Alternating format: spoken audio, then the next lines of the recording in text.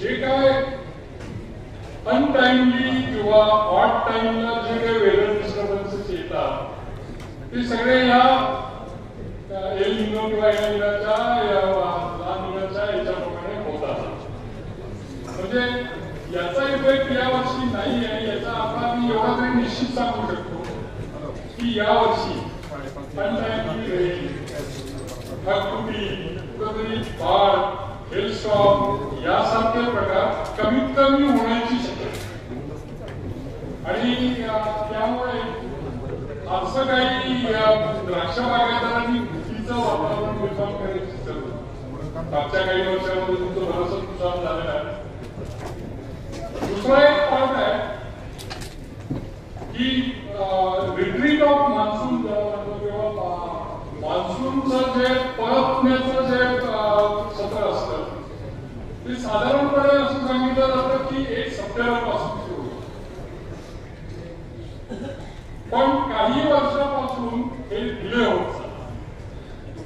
आणि म्हणून IMD किंवा जे वेदर एक्सपर्ट आहेत त्यांनी सांगितलं की 1 सप्टेंबरच्या ऐवजी let us consider 15 September as a time to retreat. म्हणजे मान्सून साधारणपणे 15 दिवस उशिरा परतायला सुरुवात होणार ही माहिती यात उपलब्ध आहे. मग याचा सिग्निफिकन्स थोडासा की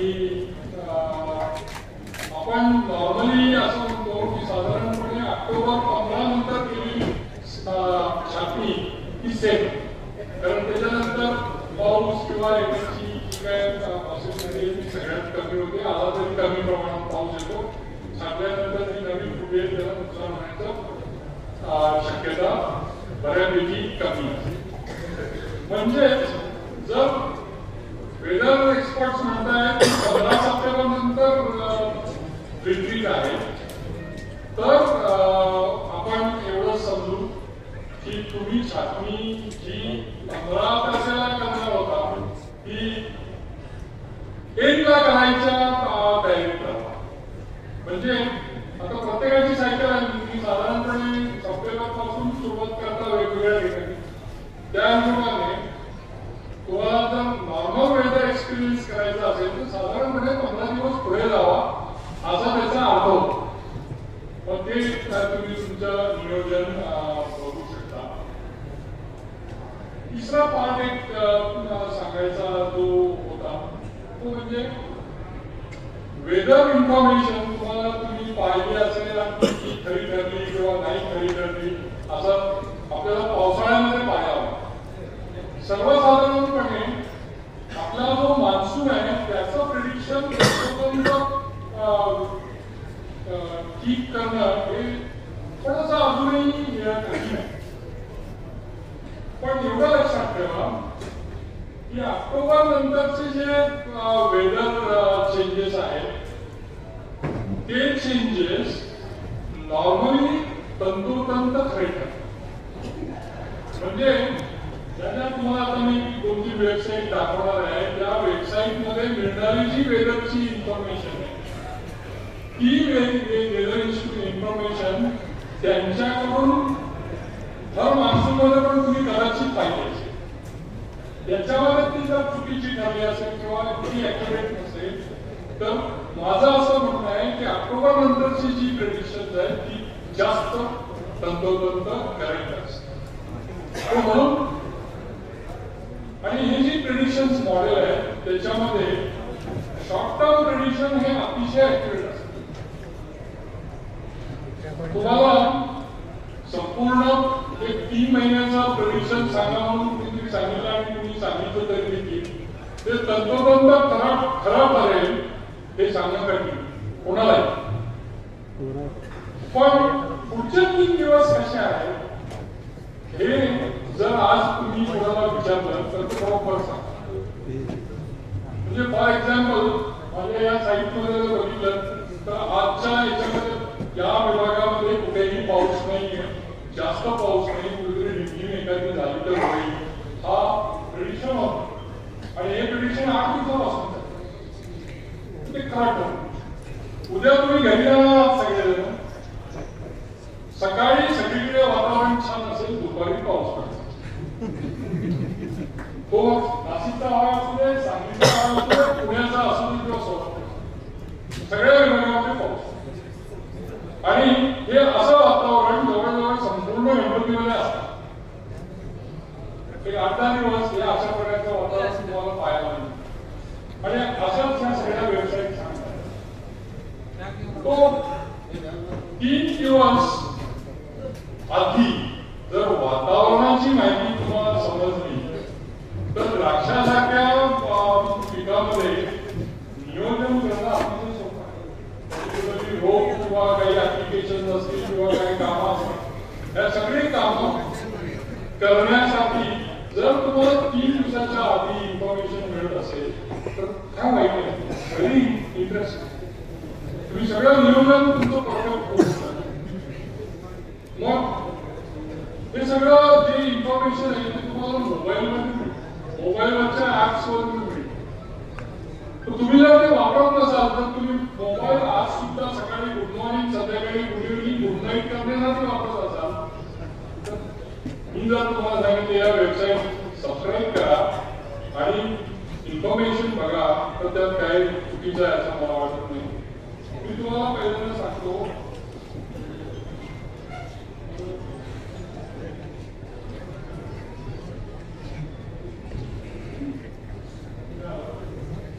ही वेबसाईट आहे, पण WS मॅप म्हणून एक वेबसाईट आहे. ती संपूर्ण एशिया खंडामधलं 10 ते 12 दिवसाचं प्रेडिक्शन सांगतो. आणि ही साईट माझ्या माहितीप्रमाणे प्रत्येक 6 तासाला रिवाईज होते. 10 दिवसाला सांगत असतील तर 6 तासाने ते रिवाईज करत जातात. तर तुम्ही या मॅपमध्ये तुमचा एरिया कुठला आहे हे लोकेट करू शकता. तर तुमच्या एरियाच्या युनिटीतलं पावसाची शक्यता कितपत आहे हे या स्केल स्केल आहे त्या रंगाच्या स्केल प्रमाणे तुम्हाला बघता येईल. दुसरा भाग आहे की तुम्ही वेबसाईट नाही बघत असाल किंवा ते सबस्क्राईब नाही करणार असाल तर युट्यूबवरती जा. युट्यूबवरती तुम्ही सिंपल एक कीवर्ड दिला की weather forecast, weather forecast for India, weather forecast for Maharashtra. हा मौसम कक्षाचा एक प्रोग्राम आहे. हा फोरकास्ट आहे, फोरकास्ट आहे. ते त्रिपाठी म्हणून आहे, देवेंद्र त्रिपाठी म्हणून ते IMDचे एम्प्लॉई आहेत. आणि ते तुम्हाला 8 दिवसाचं संपूर्ण माहिती यापुढे या फोरकास्ट. आणि हे बघत असताना तुम्ही ज्यावेळेस त्याचा फोरकास्ट चेक करा तेव्हा त्याच्या खाली जायचं आणि तिथे बघायचं की किती वाजता किंवा किती वेळापूर्वीचं जे आहे फोरकास्ट आहे. ते साधारणपणे वीकमध्ये एकदा म्हणजे साधारणपणे शनिवारी ते संपूर्ण महाराष्ट्रामध्ये किंवा इंडियामध्ये कुठे कुठे पाऊस पडणार आहे, कुठल्या कुठल्या मोठ्या मोठ्या घटना, सायक्लोन्स, वाऱ्याची दिशा, टेम्परेचर, हे सगळ्याची माहिती सांगतात. साधारणपणे 8 मिनिटाचं फोरकास्ट असतं. हे जर तुम्ही आठवड्यात एकदा बघितलं तर त्यानंतर प्रत्येक दिवशी ते 3-3 दिवसाचा फोरकास्ट. म्हणजे आज समजा 26 तारीख आहे तर 27, 28, 29 3 दिवसासाठी परत त्यांचा फोरकास्ट आहे. त्यानंतर त्या संपूर्ण वीकमध्ये आणि ती वेदर इन्फॉर्मेशन देतात. याचप्रमाणे हे जे आहे मुंबई नावाचं फोरकास्ट आहे हे पण प्रत्येक दिवशी येतं. आणि ते महाराष्ट्रामध्ये कुठे पाऊस पडणार आहे याच्याबद्दलची म्हणजे ही इन्फॉर्मेशन तुम्हाला डायरेक्टली मिळू शकते. महाराष्ट्राबद्दल शॉर्ट्समध्ये येतं म्हणजे 2 मिनिटाचं किंवा 3 मिनिटाचं फोरकास्ट. आता या काही वेबसाईट याच्यामध्ये ज्यादा दिली आहे की अशा बऱ्याचशा वेबसाईट्स आहेत म्हणजे 1-2 मी जी वापरतो ते तुम्हाला देतो. आजकाल वेदर इन्फॉर्मेशन फ्री ऑलमोस्ट सगळीकडे मिळते आणि इतकी आसानी से मिळते की तुम्ही सहजासहजी शोधू शकता. ही जी रिएक्शन आहे मीडिया ब्लू. तर याच्यामध्ये तुम्ही क्लाउड कव्हर अँड रेन किंवा प्रेसिपिटेशन पॉसिबिलिटी हा पोर्शन तो मॅप संपूर्ण इंडियाचा असतो. तुमच्या मोबाईलवरती तो एन्लार्ज करतो. तुम्ही एन्लार्ज करू शकता. जोपर्यंत तुमची वाईनियात तुम्हाला दिसत नाही तोपर्यंत अगदी लोकेशन स्पेसिफिक वेदर इन्फॉर्मेशन तुम्हाला याच्यामध्ये मिळू शकतो. खाली दिलेली आहे पट्टी तुम्ही क्लिक करत गेला तर साधारणपणे प्रत्येक 3 तासाला काय फरक पडतोय तुमच्या फोरकास्टमध्ये हे तुम्हाला आणि आता हा मी मुद्दामून सेट केला आहे. काल संध्याकाळी 26 3 वाजता या आपल्या सगळ्या विभागामध्ये नाशिक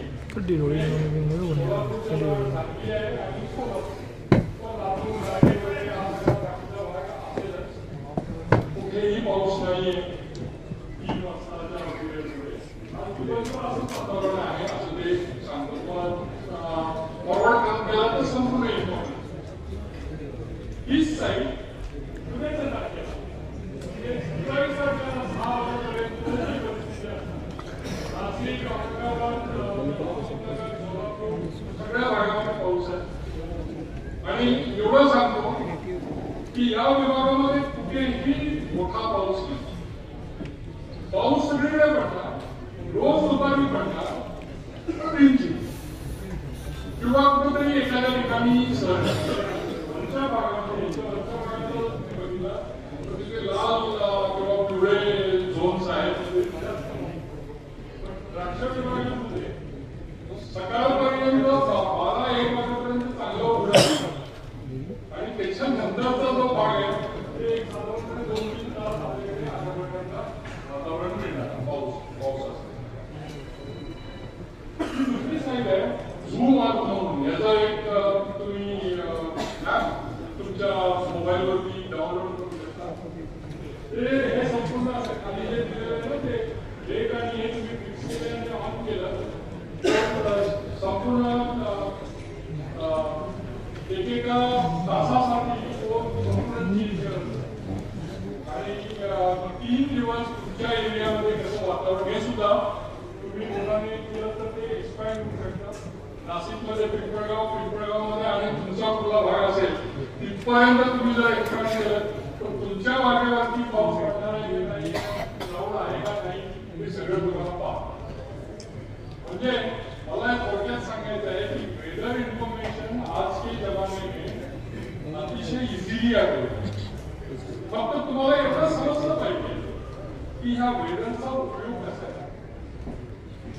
द्राक्ष बागायतदार तुम्ही तुमच्याकडे कसली वेदर आली तर काय प्रॉब्लेम येणार आहे याची जर तुम्हाला समजा जोड घालता आली तर तुम्ही सदासजी कसलंही नियोजन चांगल्या ही पण एक साईट आहे. ही तुमच्या गावापर्यंत साईट आहे ते fallingrain.com ही साईट आहे. आता ही अवेलेबल आहे की हा युजफुल साईट आहे. त्याच्यामध्ये तुम्ही तुमचं विलेज ची साईट तयार करू शकता. ती फेवरेटमध्ये घातली किंवा सगळ्याचं इन्फॉर्मेशन आणि ही साईट पण फ्री आहे. जर तुम्हाला जर ऍडव्हर्टाइजमेंट किंवा अशा प्रकारच्या गोष्टी तुमच्या मोबाईलमध्ये नको असतील तर तुम्ही त्याला पेमेंट करून जर सबस्क्राईब केलं तर चांगली इन्फॉर्मेशन तुम्हाला रेग्युलरली मिळू शकते. आता काय म्हणलं तर द्राक्षाच्या रोग नियंत्रणाबद्दल सगळ्यांना बोलतो.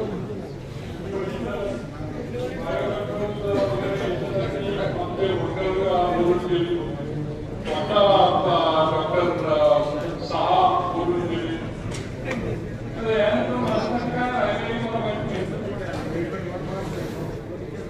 पण काही गोष्टी आहेत की त्या मला फार पटलेल्या आहेत आणि सर्वसाधारणपणे त्या गोष्टीचा व सगळेच करतील असं काही नाही.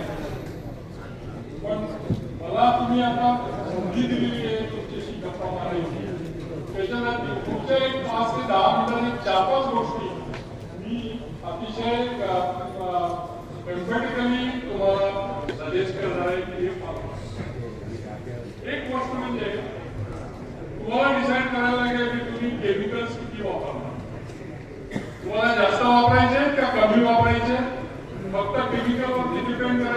Bio control agents. जर बायो कंट्रोल एजंट्स वापरायचे असतील तर तुम्हाला काही पथ्य पाळली पाहिजे. म्हणजे ती जर पथ्य तुम्ही पाळणार नसाल तर विनाकारण बायो कंट्रोल एजंटसाठी खर्च करू.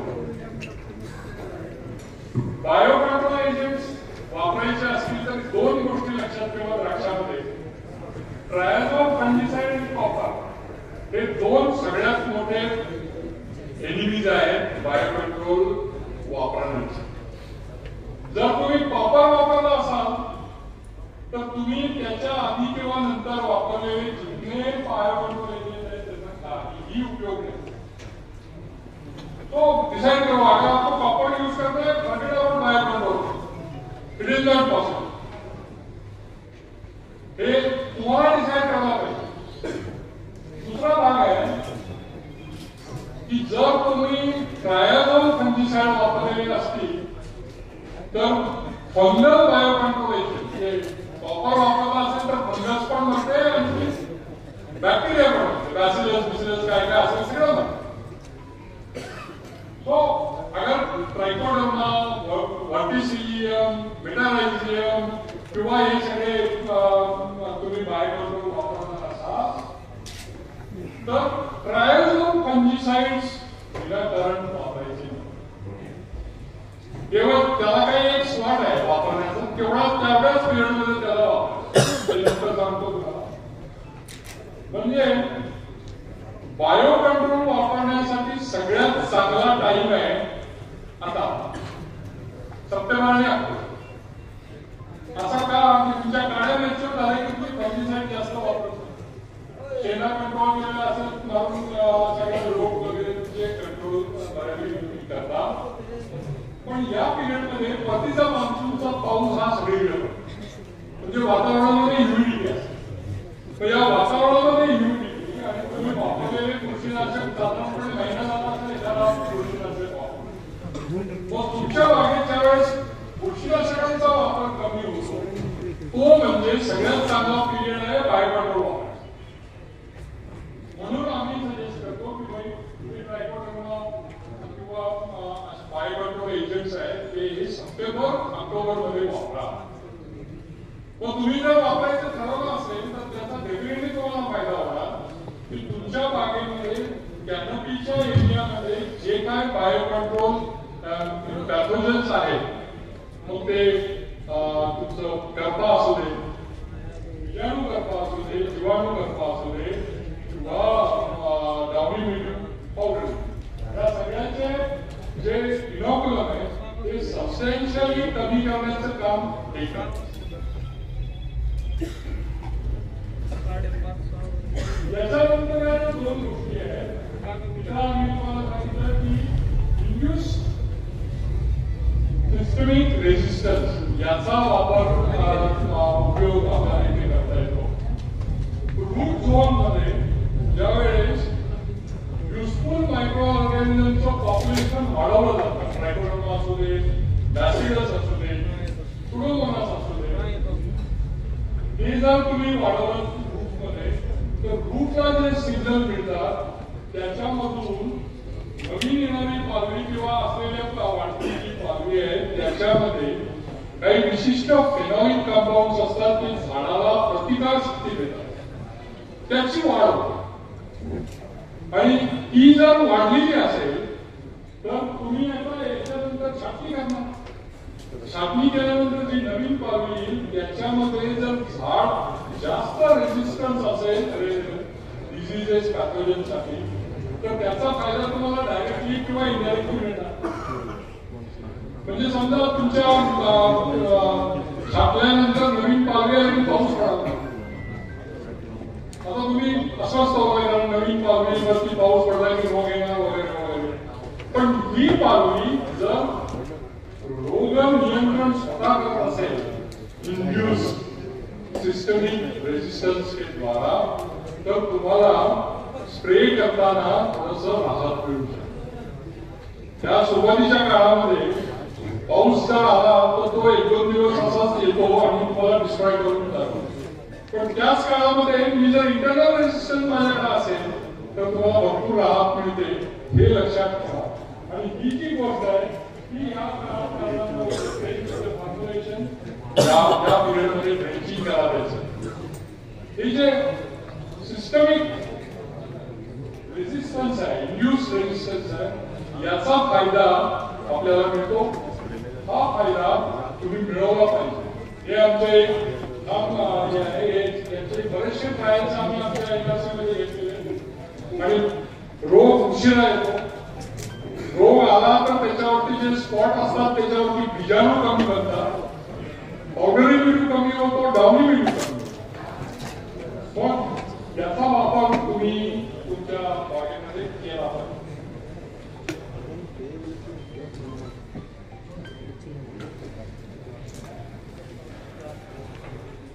ही माझी पूर्वीची स्लाईड होती, त्यामध्ये आम्ही असं सांगायचो की बर्डब्रेथ होण्याआधी बोर्डोमिक्सचा 1% आणि सल्फर वापरा. आज आम्ही तुम्हाला हे सांगतोय की बर्डब्रेथ होण्याआधी बोर्डो मिश्रण मारू नका. याचं कारण काय की तुम्ही जर बायो कंट्रोल एजंट्स वापरलेले नसतील आणि संपूर्णपणे केमिकलवरती डिपेंड राहणार असाल तर माझं हे वाक्य मी मागे घेईन. तुम्ही मग तुम्हाला जे पाहिजे ते पहा. पण समजा सप्टेंबर ऑक्टोबर नोव्हेंबर या पिरियडमध्ये तुम्ही जर बायो कंट्रोल एजंट वापरलेला असेल आणि तो बायो एजंट वापरल्यानंतर छाटणी केली आणि छाटणी केल्यानंतर बोर्डो मिश्रण मारलं, काही उपयोग तुम्ही केलेलं सगळं वाया गेलं. म्हणून आम्ही सांगतो की बोर्डो मिश्रण आता मारू नका. छाटल्यानंतरच्या इमिजिएट पिरियडमध्ये बोर्डो मिश्रण मारलं तर फक्त सल्फर मारा. सल्फर का तर पावडरी मिश्रणचं जे इनॉक्युलम आहे ते इनॉक्युलम झाडाच्या सरफेसवरतीच आहे, पुढे ना कुठेतरी जिवंत असलेलं, आणि ते जर तुम्ही मारलं तर पुढेही लवकर येणार नाही. याचं कारण त्याच्या आधी ही जी स्लाईड आहे मगाशी यांनी सांगितलं आपल्या डॉक्टर साहाने सांगितलं की फवारणी कशी करायची किंवा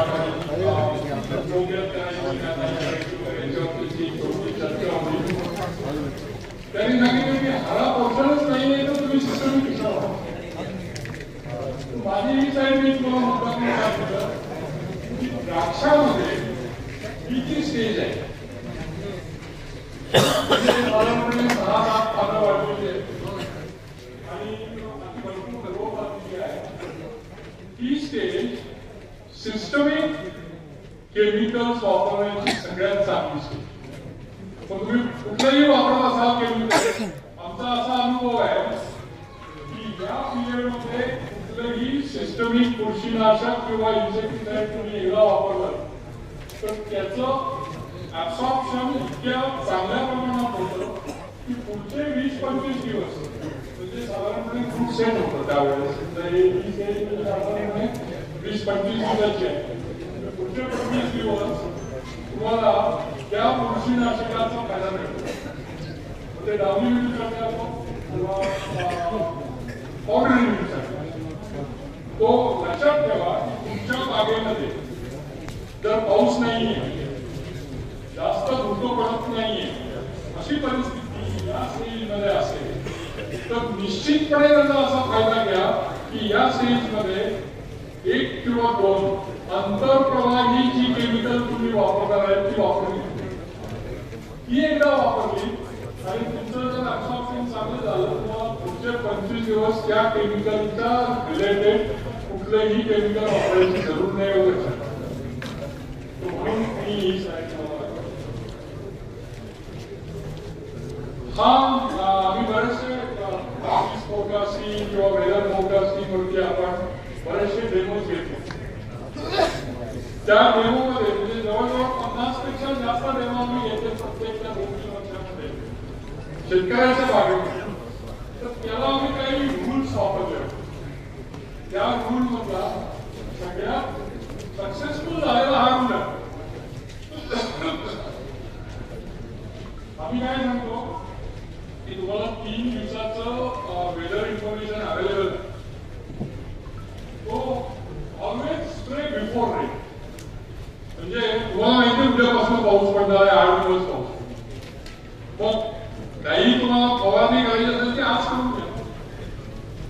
So it is always better to spray before rains.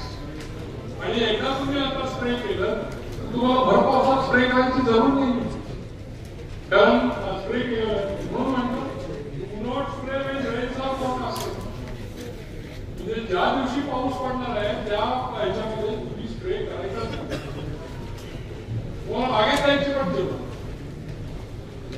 आणि तिसरा भाग आहे spray again after water is ready to the over, preferably with the same pesticide as components.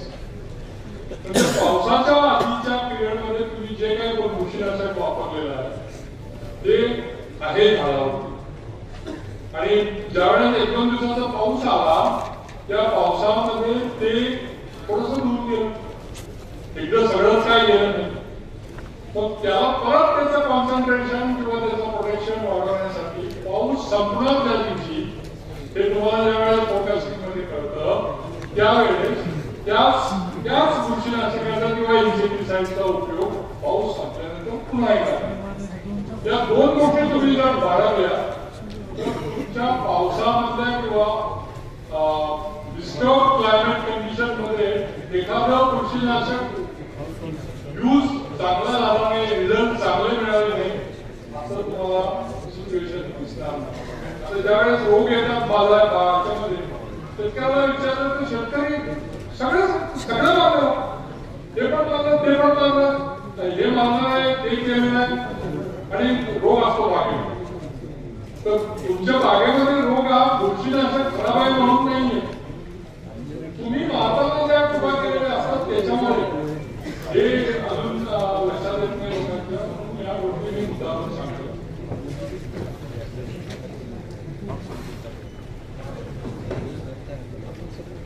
पावडरी मिल्यूच्या कंट्रोलसाठी फक्त 2 महत्वाच्या गोष्टी आहेत.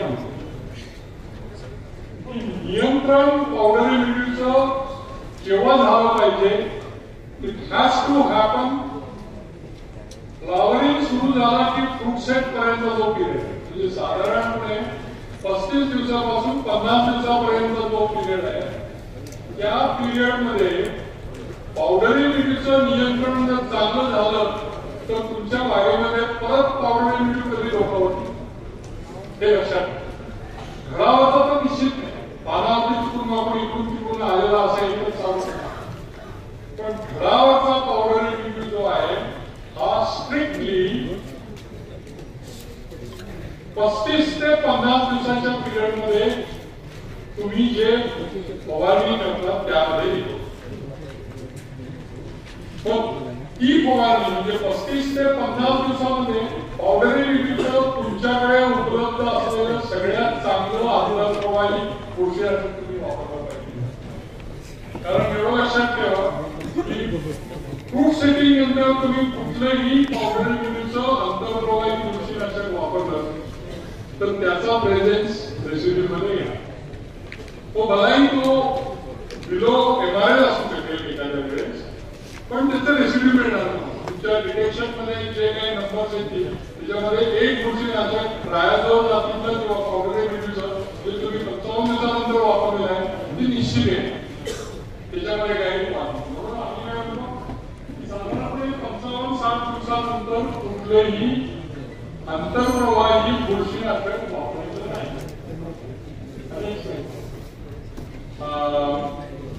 ते वापरायचं नाही. Then you get the best control of this. हे का करायचं आपण? कारण सल्फरचा वापर करून 55 दिवसानंतर हार्वेस्टिंग पर्यंत पिरियड तुम्हाला बायो कंट्रोल सपोर्ट करून हे 2 गोष्टी वापरून तुम्हाला भुरी कंट्रोल करता आली. जर करायची असेल तर या गोष्टी इम्पॉर्टंट. 35 दिवसाच्या 50 दिवसापर्यंत पावडर चांगला कंट्रोल करा. त्यानंतर सल्फर वापरा. सल्फरच्या सपोर्ट मध्ये फक्त बायो कंट्रोल एजंट. हे बायो कंट्रोल एजंट का वापरायचे हे केवळ मी तुम्हाला बघायचं दाखवलं. ट्रायकोडर्माचं तुम्ही जर बघितलं तर टेट्राकोनाझोल, डायफेनकोनाझोल, मायक्रोप्लाझ्मिक हे सगळे ट्रायझोल आहेत. 1 ppm ते 2-3 ppm पर्यंत तुमच्या ट्रायकोडर्माला संपूर्णपणे मारून टाका. पण तुम्ही 10,000 ppm म्हणजे 1%, 10 ग्राम पर लिटर प्रमाणामध्ये तुम्ही सल्फर जर काम घातलं आणि वापरलं ट्रायकोडर्माच्या नंतर ट्रायकोडर्माला खाली होत. आणि हे माहिती आहे म्हणून आम्ही तुम्हाला सांगतो की ट्रायझोम बिलकुल वापरायचं. ज्यावेळेस तुम्ही बायोकंट्रोल एजंटवरती डिपेंडेंट असता त्यावेळेस ट्रायझोम अजिबात वापरायचं नाही. आणि त्यानंतर तुम्ही सल्फर वापरा, कोई प्रॉब्लेम नाही. सल्फर नाही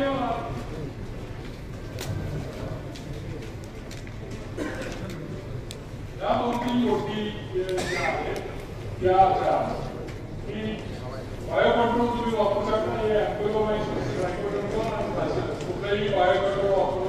सल्फर असेल तर काही प्रॉब्लेम नाही. ट्रायझोम असेल तिन्ही नाही प्रॉब्लेम.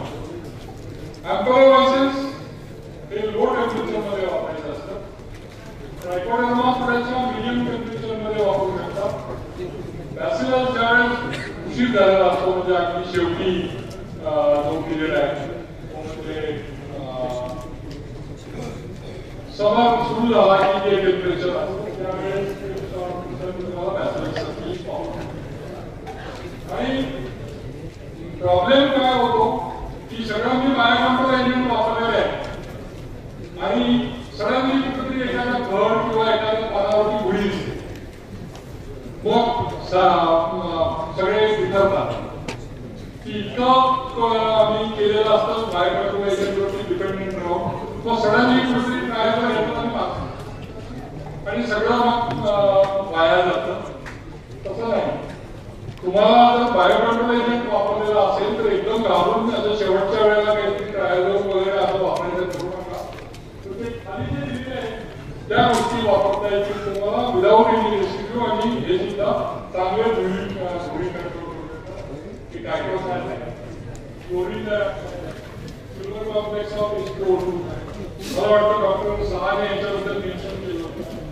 या गोष्टी वापरल्या तुम्ही तर तुम्हाला ऐत्या वेळेला शेवटच्या काही दिवसामध्ये रेसिड्यूचा प्रॉब्लेम येणार नाही.